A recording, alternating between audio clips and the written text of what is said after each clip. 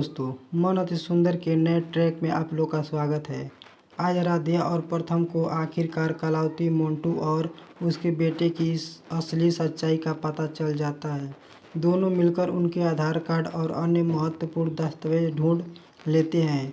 इसके बाद वे पूरे मित्तल परिवार के सामने पहुंचकर कहते हैं, कलावती और मोंटू कोई सीधे साधे लोग नहीं हैं, ये पेशेवर ठग हैं। यह शादी का झांसा देकर लोगों को पैसे और सोने चांदी गहने सेठ लेते हैं और फिर फरार हो जाते हैं। इनके खिलाफ हरियाणा पुलिस में कई मुकदमे दर्ज हैं।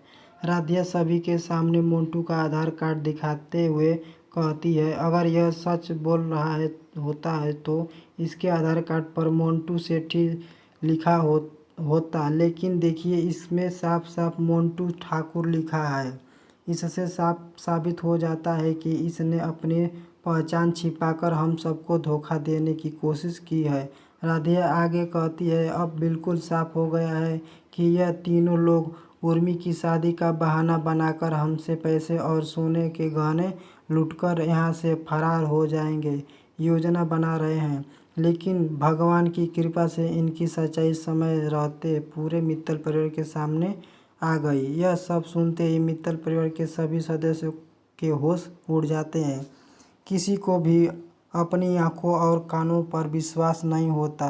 दूसरी ओर कलावती, उसका बेटा और मोंटू शर्म से अपना सिर झुका लेते हैं।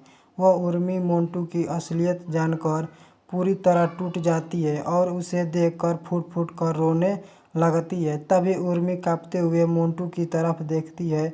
मोंटू, क्या सच है? मोंटू कुछ नहीं बोल पाता। प्रथम एक एक दस्तावेज सबके सामने रखता। उसमें अलग अलग नाम, अलग अलग पते और पुराने शादी के फोटो होते हैं।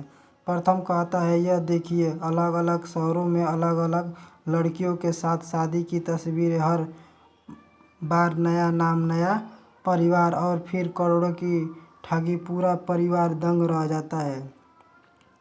उर्मी रोते हुए कहती है, तुम्हें मेरे प्यार के साथ धोखा किया है। मोंटू नजरें झुका लेता है। कलावती अचानक भागने की कोशिश करती है, लेकिन प्रथम उसका रास्ता रोक देता है। तभी मोंटू का बेटा धीरे धीरे पीछे हटकर बाहर निकलने की कोशिश करता है। राधिया जोर से चिल्लाती है, प्रथम इसे जाने मत देना। प्रथम दौड़कर उसे पकड़ लेता है। गुस्से में मोंटू प्रथम को धक्का देता है। दोनों के बीच हाथापाई शुरू हो जाती है।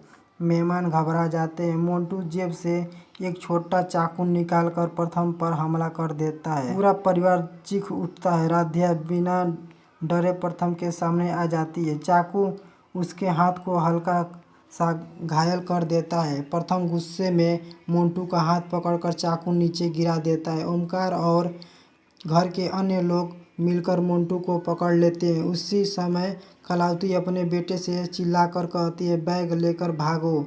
उसका बेटा 2 ट्रॉली बैग उठाकर भागता है। प्रथम उसके पीछे दौड़ पड़ता है। घर के बाहर तेज बारिश शुरू हो चुकी है। सड़क पर भागते हुए मोंटू का बेटा एक कार के सामने आ जाता है। कार चालक ब्रेक लगा देता है और वह बाल बाल बच जाता है। इसी बीच प्रथम उसे पकड़ लेता है। ट्रॉली बैग नीचे गिरते ही बैग खुल जाते हैं। उनमें सोने के हार, नकली पहचान पत्र, कई आधार कार्ड, अलग अलग सिम कार्ड और नकली दस्तावेज बिखर जाते हैं। सभी लोग हैरान रह जाते हैं। राधिया कहती है, देख लिया, यह शादी करने नहीं, हमें लूटने आए थे। तभी पुलिस की कई गाड़ियां घर के बाहर आकर रुक जाती है। इंस्पेक्टर अंदर आते हैं। हमें सूचना मिली है कि इसी घर में राधिया पुलिस को सारे दस्तावेज सौंप देती है। इंस्पेक्टर दस्तावेज देखकर कहते हैं, यह वही गैंग है जिसकी हमें कई महीनों से तलाश थी। इस पर कई राज्यों में धोखाधड़ी के मामले दर्ज हैं। पुलिस कलावती, मोंटू और उसके बेटे को गिरफ्तार कर लेती है। कलावती रोते हुए कहती है, हमें छोड़ दो, हमने गलती हो गई। राधिया सख्त आवाज़ में कहती है, जो लोग दूसरों की बेटियों की ज़िंदगी बर्बाद करते हैं उन्हें अपने की सज़ा मिलनी ही चाहिए। उर्मी फूट फूट कर रो पड़ती है। राधिया उसे गले लगा लेती है, तुम्हारी कोई गलती नहीं है, धोखा उन्होंने दिया है। उर्मी कहती है, अगर तुम और प्रथम समय पर सच सामने नहीं लाते तो मेरी ज़िंदगी बर्बाद हो जाती।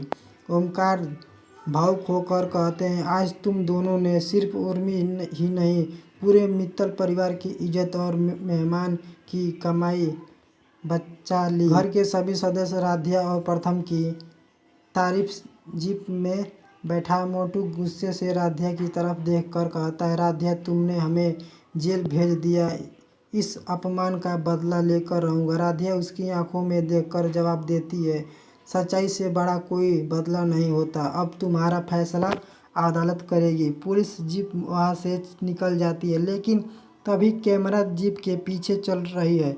एक काली एसयूवी पर जाता है। उसके अंदर बैठा एक रहस्यमय आदमी मोंटू की गिरफ्तारी देखकर मुस्कुराता है और फ़ोन पर कहता है, मोंटू पकड़ा गया, अब प्लान का दूसरा चरण शुरू करो।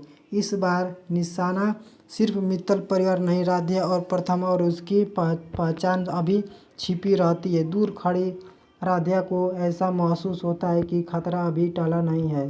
पुलिस की गाड़ी कलावती मोंटू और उसके बेटे को लेकर थाने पहुंच जाती है। तीनों को अलग अलग लॉकअप में डाल देते हैं। मोंटू गुस्से में सलाखों को पकड़कर चिल्लाता है, राधिया प्रथम तुम दोनों ने हमारी ज़िंदगी बर्बाद कर दी।